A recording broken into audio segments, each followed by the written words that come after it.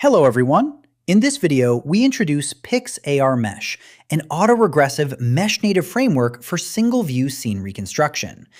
This work was done by Shang Zhang, Sohyun Yu, and Hongray Wu in collaboration with Lambda. Let's first define the task, single-view scene reconstruction. Given a RGB image of an indoor scene, the goal is to recover the full 3D scene, including object geometry and spatial layout. Prior work mainly follows two directions, holistic and compositional reconstruction. Holistic methods, such as Uni3D, reconstruct the entire scene as a whole. However, this can limit resolution and generalization, because the full scene must be represented all at once. Compositional methods reconstruct objects separately, then place them back into the scene. Existing compositional methods make different trade-offs. Training-free methods, such as deep prior assembly, rely on in-painted full observations.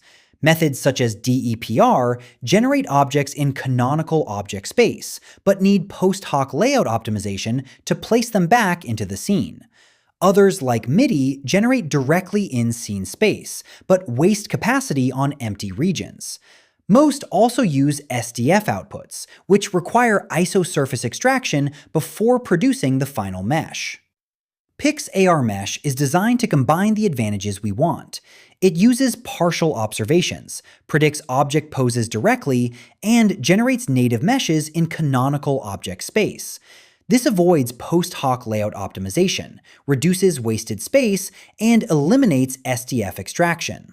At a high level, PixARMesh reconstructs an indoor scene from a single RGB image using one unified autoregressive framework. We first generate pose tokens for each object in the scene coordinate frame, determining where objects should be placed. We then generate mesh tokens in canonical object space, which are decoded directly into triangular meshes. In this way, we jointly model scene layout and object geometry as a single autoregressive sequence. The conditioning pipeline starts from the input image.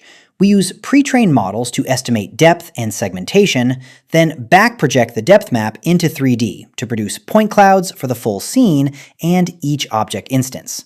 These point clouds are partial, and geometry alone can be ambiguous. To address this, we use a pixel-aligned point cloud encoder that fuses 3D geometry with image features. For each 3D point, we start with a geometric feature. Since the point comes from an image pixel, we also know its image projection. This lets us sample the corresponding image feature and add it to the point embedding. As a result, the encoder uses both 3D structure and appearance cues, which helps when visible geometry is incomplete or ambiguous. Next, we aggregate global scene context into each object representation. We use cross-attention.